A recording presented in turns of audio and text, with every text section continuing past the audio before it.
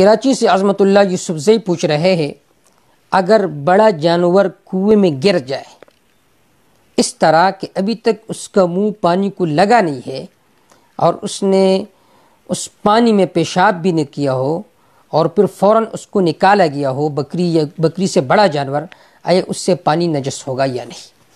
اس کا جواب یہ ہے کہ دیکھیے، اگر کنویں میں خنزیر گرے، چاہے اس کو فوراً نکالا گیا ہو یا وہاں پر مر جائے، دونوں صورتوں میں وہ پانی نجس ہوگا۔ کیوں؟ اس لیے کہ خنزیر نجس العین ہے، لہذا اس کے گرنے کی وجہ سے فوراً پانی نجس ہو جائے گا۔ اور تحتوی علی مراق الفلاح میں بھی ہے، بدائع الصناع میں بھی ہے کہ فَإِنَّهُ يَتَنَجَّسُ الْمَاءُ وَإِن لَّمْ يَدْخُلْ فَاهُ، کہ اس کی وجہ سے پورا پانی نجس ہو جائے گا اگرچہ اس کا منہ پانی کو نہ لگا ہو۔ کیوں؟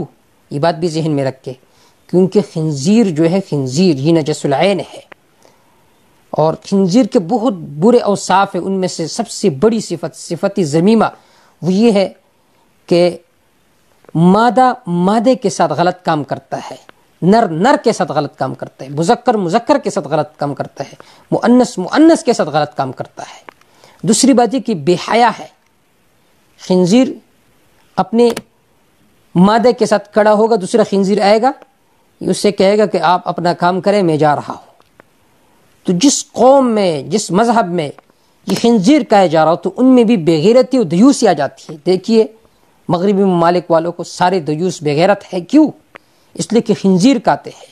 اس وجہ سے شریعت نے اس کو حرام قرار دیا کہ تمہارے اندر بھی بے غیرتی پیدا نہ ہو۔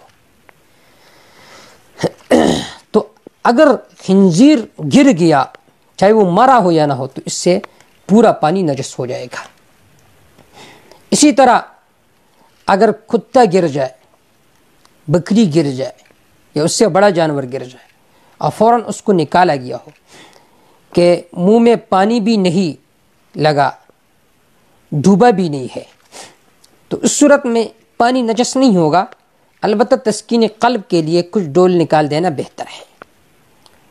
اور فتاوی قاضی خان میں کہ ينزح 20 دلوا لتسکین القلب لا للتطہیر، کہ تسکین قلب کے لیے 20 ڈول نکالے جائے، لیکن یہ جو نکالنا ہے یہ تطہیر کے لیے نہیں ہے۔